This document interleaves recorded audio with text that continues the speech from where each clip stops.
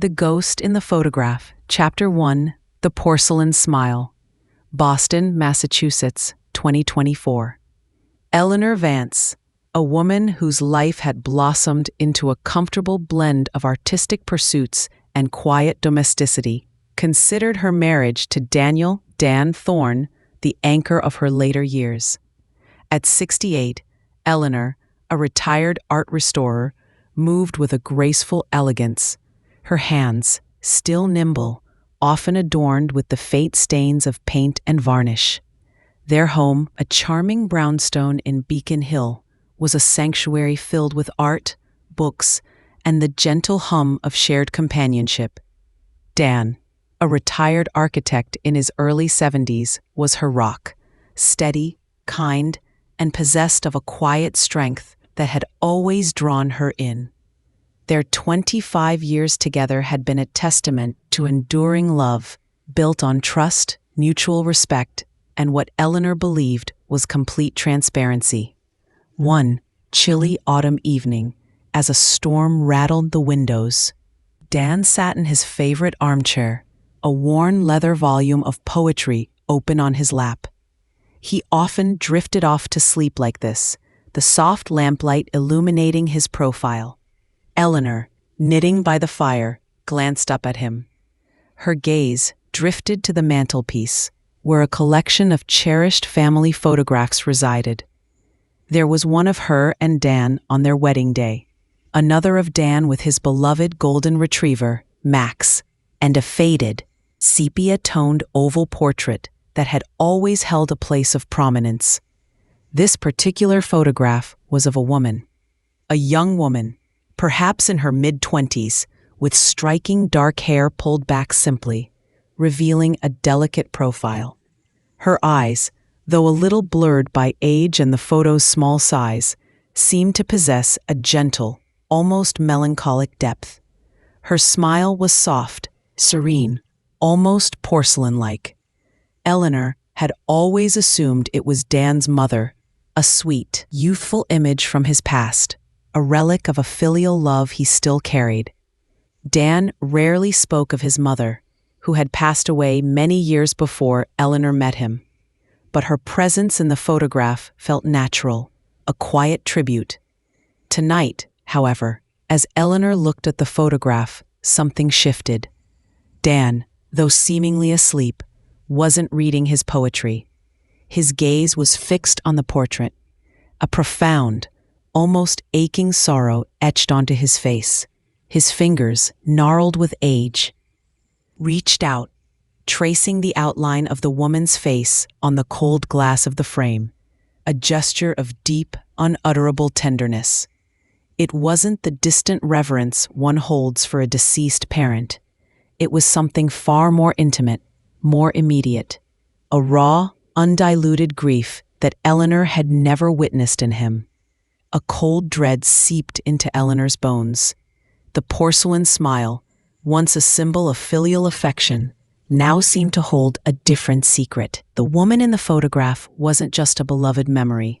She was a living, breathing presence in Dan's quiet moments, a ghost that held a piece of his heart Eleanor had never known existed. Eleanor's mind raced. Her meticulously constructed world, built on what she believed was complete knowledge of her husband, began to subtly, frighteningly unravel. If this wasn't his mother, who was she, and why had Dan never mentioned her? The quiet hum of their shared life was suddenly punctuated by a deafening silence, the weight of an unspoken secret that threatened to crack the very foundation of their 25-year marriage. The ghost in the photograph was not just a relic of the past. It was a silent, powerful interrogator, demanding answers that Eleanor instinctively knew would change everything. Chapter 2. Echoes in the Silence. The unsettling sight of Dan's profound, almost worshipful gaze fixed on the porcelain smile in the photograph, followed by his tender, aching touch, ignited a chilling unease in Eleanor. Her assumption, held for 25 years, that the woman was his mother, crumbled into dust. The raw grief etched on his face was too personal, too profound for a distant memory. This was a man consumed by a present sorrow for a lost love, not a respectful remembrance of a parent. Eleanor spent the rest of the evening in a quiet torment, her knitting forgotten, the rhythmic click of her needles replaced by the frantic pounding of her heart. She watched Dan, feigning sleep, feigning ignorance, but her mind raced, trying to reconcile this unspoken secret with the man she thought she knew. Their marriage was built on trust, on shared vulnerabilities, upon a belief that they had laid bare their pasts to each other. This photograph, this silent woman, shattered that illusion. Her immediate instinct was to confront him, to demand answers, but something held her back. The intensity of his emotion, the depth of his unspoken pain made her hesitate. She needed more than an accusation. She needed understanding. She needed to know the identity of the ghost in the photograph before she could articulate the fear gnawing at her. Eleanor began to subtly, meticulously search for clues. She went through old photo albums, looking for other pictures of Dan's mother. She found several, mostly family snapshots, and in every single one, Dan's mother was unmistakably different from the woman in the oval portrait. Her hair was lighter, her features softer, her build more substantial. The woman in the portrait was slender, with distinctive, almost piercing eyes that, even in the faded photo, hinted at a vibrant spirit. The confirmation was a punch to the gut. It wasn't his mother. She then started to observe Dan, her loving husband, with a new, unsettling lens. She noticed how sometimes, when he thought she wasn't looking, his gaze would drift to the mantelpiece, how he would occasionally pick up the frame, running his thumb along the edge, a private ritual of remembrance. He never did this with other photographs. This was different. This was sacred. Eleanor, a woman who had spent her career restoring art, understanding the nuances of history embedded in objects, now applied her forensic eye to her own life. She began searching for anything that might hint at a hidden past. Dan had always been private about his early life before he met her. He had spoken vaguely of a difficult period, of losing people he cared about, which Eleanor had always attributed to the natural sorrows of life. Now, those vague references felt like deliberate omissions. She found a box of old forgotten papers in the back of his study closet, tucked away beneath dusty architectural blueprints, old university yearbooks. As she leafed through them, her hands trembling, she found a class photograph from his final year of architecture school. And there she was, the woman from the photograph, in vivid black and white, but unmistakably her. Her name was listed beneath the photo, Catherine Kate Miller. She was a few years younger than Dan, listed as a promising art history student. Their names were side by side in the yearbook dedication section, a small, intimate inscription, "To my bright star, CM, Catherine Miller." Not his mother, not a distant relative. The initials, the proximity, the shared sentiment, it screamed of an intimate connection, a love.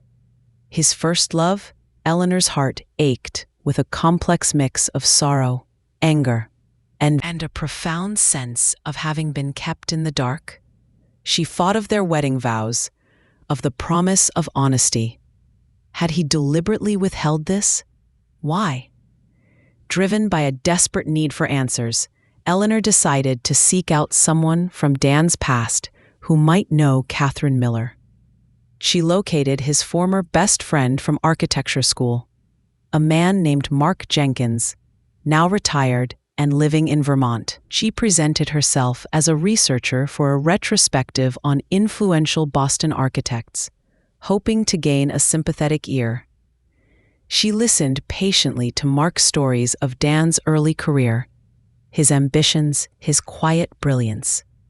Then, carefully, she steered the conversation. "Mark," Eleanor began, her voice carefully modulated, "I noticed in Dan's old yearbook a dedication to a CM and a photo of a woman named Catherine Miller. She was an art history student. Was she someone significant in Dan's life?" Mark's cheerful demeanor immediately faltered. His face, etched with age, clouded over with a profound sadness, a familiar sorrow that mirrored Dan's own. "Catherine," he murmured, his voice heavy with memory. "Oh, Catherine, she was everything to Dan. His world, his first wife." Eleanor's breath hitched. First wife. The words landed like a physical blow, reverberating through the silence of the phone line, echoing the shock and betrayal gnawing at her soul. Dan had been married before, and he had never, not once, mentioned it. Not a word. The ghost in the photograph wasn't just a first love. She was a wife, a complete, undeniable chapter of Dan's life that had been meticulously erased from the narrative he shared with Eleanor. The truth was not just unsettling, it was shattering. The porcelain smile was not just a memory, but a testament to a life Eleanor had never known, a secret kept, and a fundamental betrayal of their shared trust. The echoes in the silence of their marriage were about to become a deafening roar. Chapter 3. The Shattered Vase. The words "first wife" hung in the air, a devastating pronouncement that shattered Eleanor's carefully constructed reality. Catherine Miller wasn't just a first love. She was a wife, a woman who had shared Dan's life, his vows, his intimate world, before Eleanor ever entered it. And he had never, not once, mentioned her. Not a photograph in any shared album, not a casual anecdote, not a single whisper of a previous marriage. It was a complete erasure, a deliberate omission of a fundamental chapter of his life. Eleanor thanked Mark Jenkins, her voice strained, and hung up the phone, her hands trembling. The anger, sharp and cold, mixed with a profound sense of bewilderment. How could the man she loved, the man with whom she had built 25 years of trust and shared vulnerability, have kept such a monumental secret? Their marriage, once a sturdy oak, now felt like a shattered vase, its pieces scattered, the beautiful pattern irrevocably broken. She returned to the photograph on the mantelpiece, the porcelain smile of Catherine Miller, now imbued with a tragic, haunting significance. This wasn't just a relic. It was a daily reminder of a hidden life, a silent testament to a truth Eleanor had never been privy to. Driven by a desperate need to understand the full scope of this deception, Eleanor delved deeper into Catherine Miller's story. Mark Jenkins, now understanding the depth of Eleanor's unwitting position, provided more details, hesitant at first. Then, with a growing sense of urgency to finally unburden a secret he too had carried for decades. Catherine Miller had been a brilliant art historian, full of life, wit, and a passionate dedication to her field. She and Dan had met in college, married shortly after graduation, and were deeply in love. Their life together, Mark painted, was vibrant, filled with shared intellectual pursuits, artistic discussions, and dreams of a bright future. They were, by all accounts, a golden couple. But their story, Mark revealed, took a tragic turn. Catherine was diagnosed with a rare, aggressive form of ovarian cancer just 3 years into their marriage. The illness progressed rapidly, brutally. Dan had been utterly devastated, consumed by grief and helplessness. He dedicated himself to her care, refusing to leave her side, fighting for every extra day. Catherine died barely a year after her diagnosis, leaving Dan utterly broken. A shell of his former self. It destroyed him, Eleanor, Mark confessed, his voice thick with emotion. He lost his way completely. For years, he buried himself in work, in solitude. He rarely spoke of her. It was too painful. It was like, if he didn't talk about her, maybe the pain wouldn't be so real. He shut it all away. Eleanor listened, a profound sadness replacing some of her initial anger. The depth of Dan's grief, the unimaginable loss, was heartbreaking. But it still didn't explain the complete erasure, the total silence.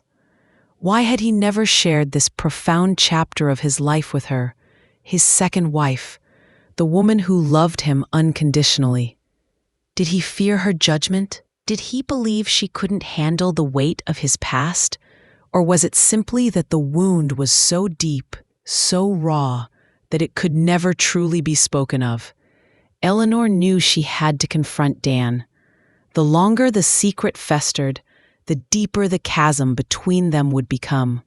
She chose a quiet afternoon, when Dan was relaxed, reading in his study. She picked up the photograph of Catherine, her hands trembling, and walked into the room. Dan looked up, his expression softening as he saw her. Then his gaze fell to the photograph in her hands. His eyes widened, a flicker of fear. Then a profound, almost primal sadness crossed his face.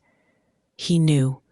Dan, Eleanor began, her voice strained but steady. Who is this woman? His shoulders slumped. He closed his eyes, a deep, shuddering breath escaping him. When he opened them, they were filled with tears, raw and unashamed. Catherine, he whispered, his voice raspy with emotion. My first wife. He confessed everything. The whirlwind romance, their vibrant marriage, Catherine's devastating illness, her agonizing death. He spoke of the utter desolation that followed, the feeling that his world had ended, that he had nothing left. He had tried to bury the pain, to build a new life, but the grief, like a shadow, had followed him. When I met you, Eleanor, he said, his voice thick with emotion, you brought light back into my life, hope.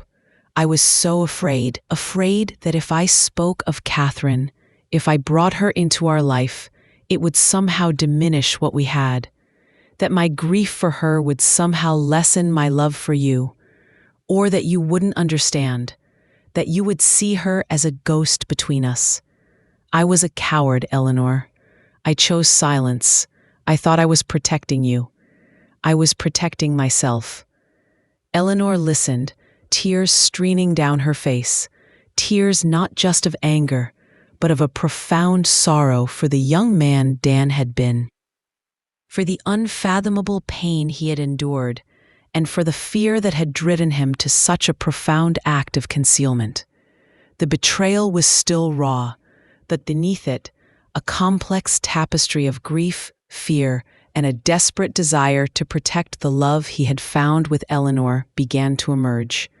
The shattered vase was still broken, but the pieces were finally on the table, visible in the harsh light of truth.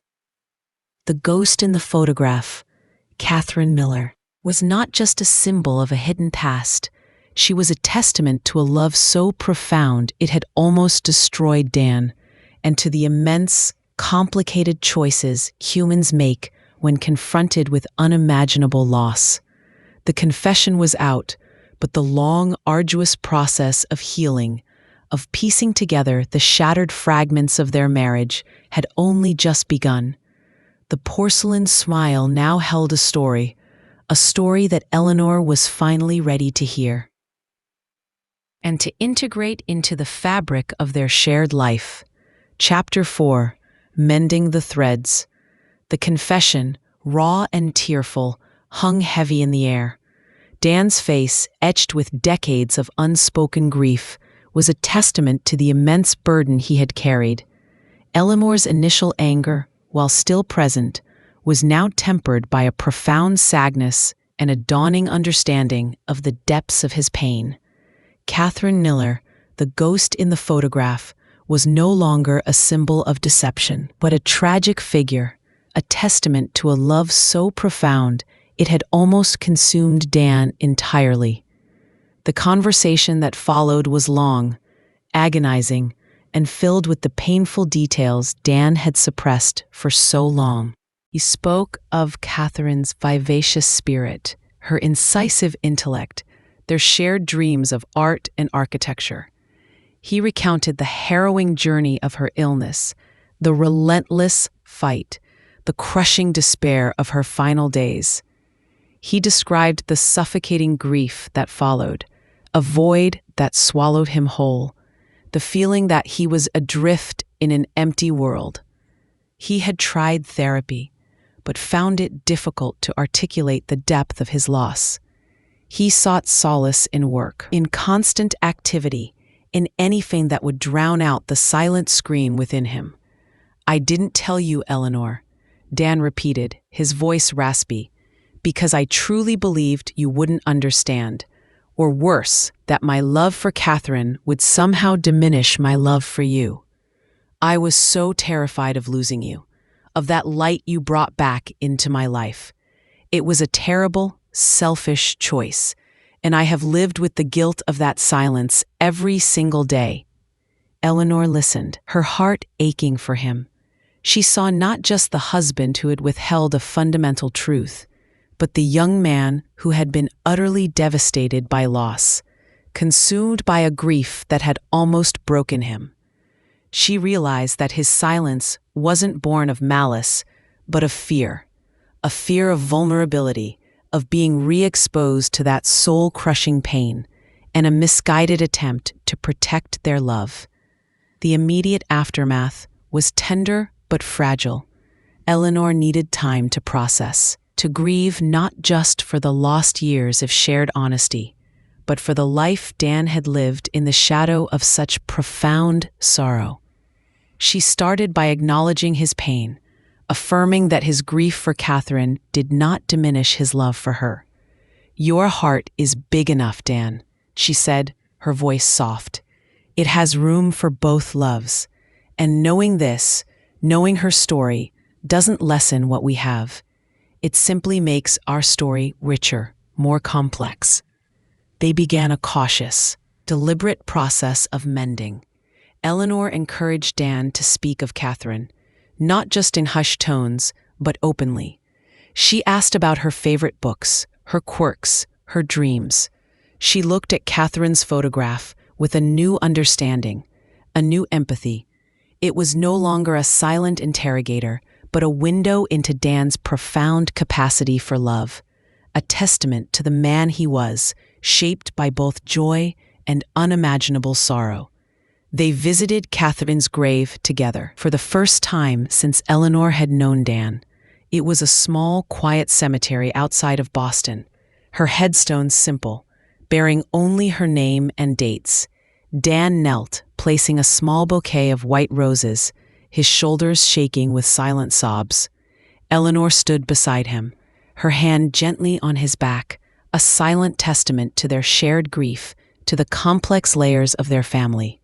It was a profoundly cathartic moment, a symbolic breaking of the decades-long silence. Eleanor also spoke to her own close friends, carefully revealing the long-held secret, seeking their support and understanding. They listened with compassion, acknowledging the immense difficulty of such a revelation and praising her grace in navigating such a complex emotional landscape. Dan, in turn, began to shed the invisible armor he had worn for so long. He sought therapy, finally ready to process the grief he had buried for over 50 years. He started speaking more openly about Catherine, sharing anecdotes with Eleanor, weaving her into the fabric of their shared life, not as a replacement, but as a beloved, influential part of his past. Eleanor, the art restorer, now found herself engaged in a different kind of restoration, mending the threads of their marriage, restitching the tapestry of their shared history. It was a painstaking process, requiring immense patience, empathy, and a willingness to confront uncomfortable truths. But with each shared memory, each quiet conversation, each acknowledgement of the past, the bond between them grew stronger, deeper, more resilient. The porcelain smile of Catherine Miller, once a chilling secret, had become a poignant reminder of life's fragility, love's enduring power, and the profound, often complicated ways human hearts heal. Eleanor and Dan were not just rebuilding their trust. They were creating a more honest, more complete narrative for their shared life, a testament to love's capacity to embrace the past, however painful, and to forge a future built on unwavering truth. The ghost in the photograph had finally found her rightful place, not as a haunting secret, but as a cherished memory woven into the rich, complex tapestry of their enduring love. Chapter 5: The Unseen Threads. The raw vulnerability and shared grief in the wake of Dan's confession became the crucible in which Eleanor and Dan forged a deeper, more resilient bond. The process of mending was not instantaneous, nor was it always easy. There were moments of lingering pain, flashes of resentment, and the quiet weight of decades of unspoken truth. But beneath it all was an unwavering commitment to each other, a profound love that proved capable of embracing even the most difficult truths. Eleanor, the art restorer, now saw their marriage as a magnificent, complex work of art, with hidden layers, subtle imperfections, and a deeper beauty revealed only through careful examination. She recognized that Dan's silence about Catherine wasn't a malicious act, but a desperate, albeit misguided, attempt to protect himself from reliving agonizing pain and to shield their blossoming love from a ghost he feared would overshadow it. This understanding, born of empathy, was the cornerstone of their healing. Dan, for his part, found immense relief in finally unburdening himself. The therapy he had begun provided him with tools to process the long-dormant grief. He started to speak of Catherine not with overwhelming sorrow, but with a gentle fondness, sharing stories and memories